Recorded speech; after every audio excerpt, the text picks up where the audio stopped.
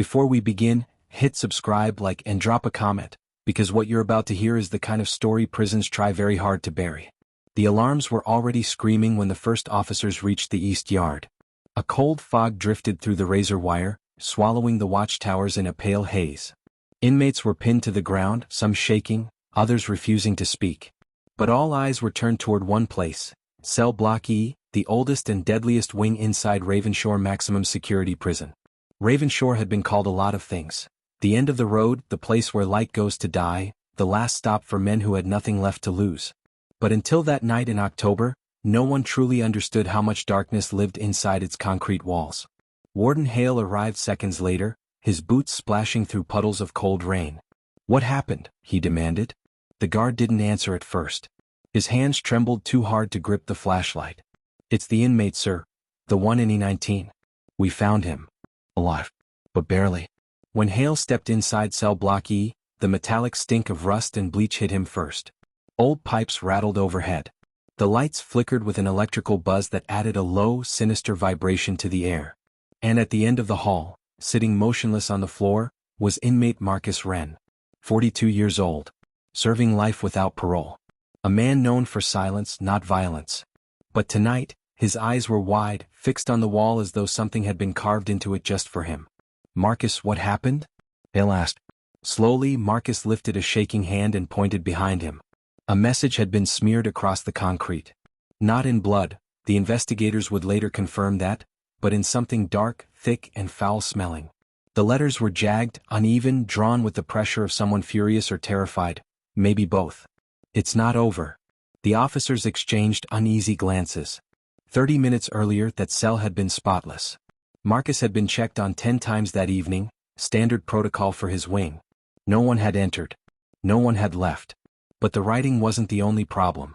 Right under the message was a symbol, a circle with 3 lines slashed through it. An insignia that matched a series of unsolved prison incidents from nearly 20 years earlier. Incidents no one ever talked about. Incidents that had supposedly ended when a guard named Victor Hale, the warden's own brother, died under mysterious circumstances during a lockdown. Warden Hale swallowed hard. "This wing is sealed," he ordered. "Everyone out. Now." But as the officers moved, Marcus suddenly grabbed Hale's sleeve. His voice was a hoarse whisper, trembling like his hands. "You locked the wrong man away," he said. "And he's still in here, walking free."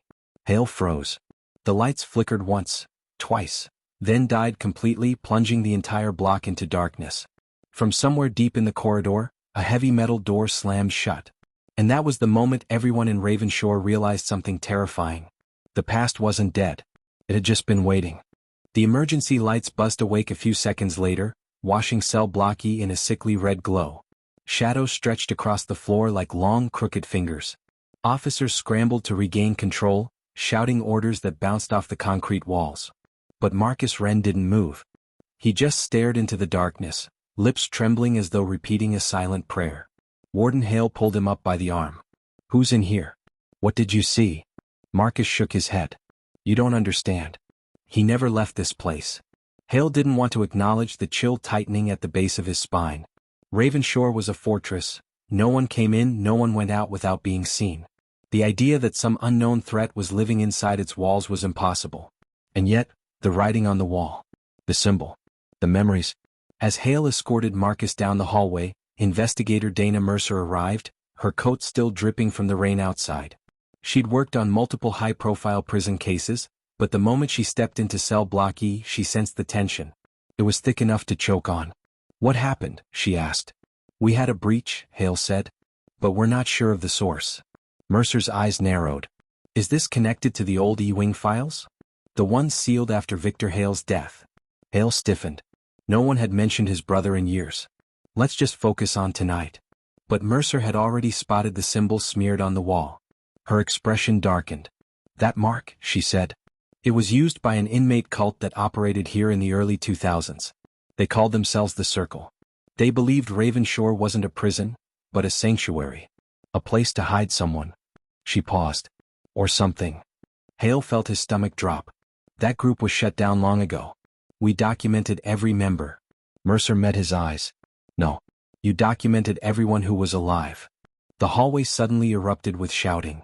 Two officers sprinted in their direction. "Ma'am, Warden, you need to see this." They were led to the surveillance room, a narrow chamber lined with flickering monitors. Footage from cell block E played on repeat. But something was wrong.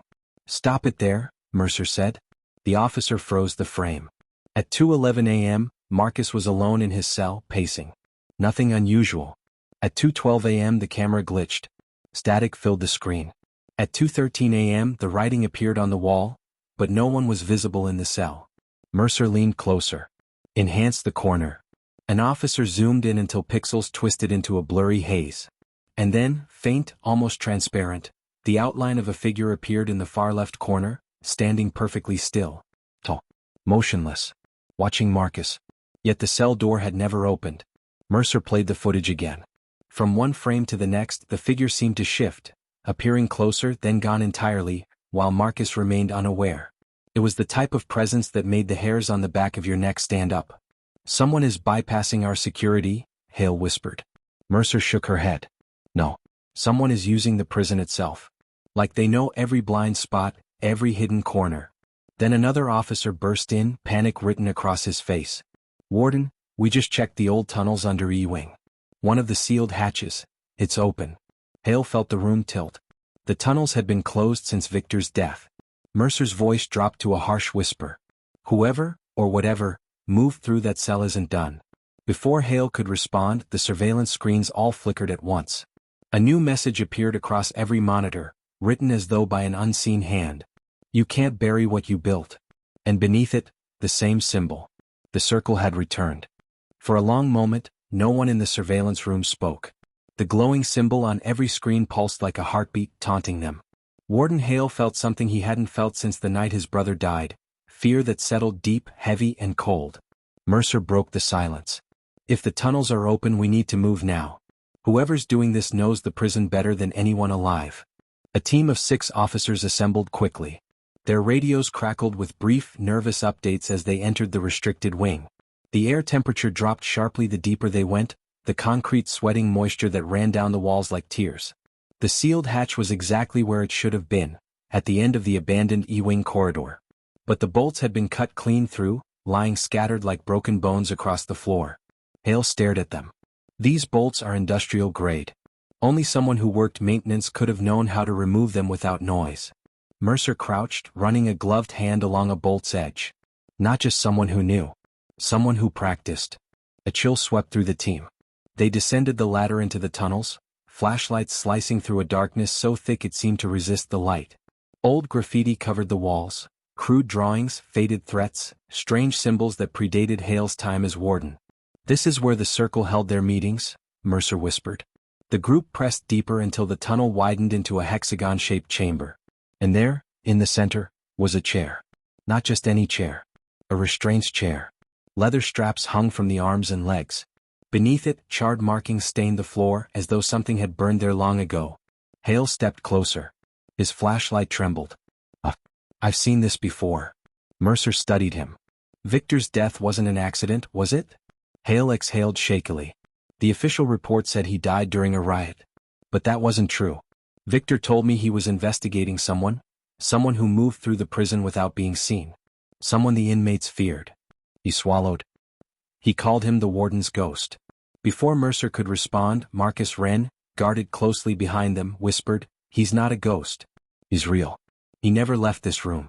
You let him in. All of you." A sudden metallic clang echoed from behind. The officers spun around. The ladder they'd used to climb down had been pulled away, crashing onto the floor above. They were trapped. A second clang echoed in the chamber, this time from the darkness behind the chair. A figure stood there. Tall. Rigid. Wearing an old Ravenshore Guard uniform, one outdated by decades.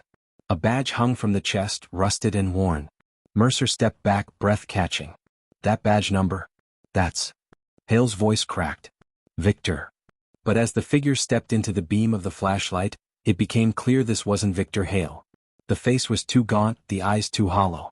The uniform too pristine for someone long dead. Marcus dropped to his knees. "He's the circle's keeper. He chooses who leaves the prison, and who never will." The figure moved with a slow, deliberate precision. Not attacking, approaching, claiming. Hale raised his radio. All units. We need emergency. The radio hissed with static. Then a voice, calm, deep, familiar, whispered through the speaker. You built a cage. And now you live in it. Every light in the tunnel blew out at once, plunging them into total darkness. The last thing Hale heard was Marcus's trembling voice. He was never locked up. You were. They found the hatch resealed the next morning. The officers, the investigator, and Marcus Wren were gone. No signs of struggle. No footprints. No forced entry. Just one new message burned into the floor above the tunnel. The circle is never broken. And 3 months later, during a routine inspection, a guard reported seeing a figure in an outdated uniform standing inside cell block E, staring into Marcus's old cell. If you thought this story was intense, you're not ready for the next one. Hit subscribe so you don't miss it.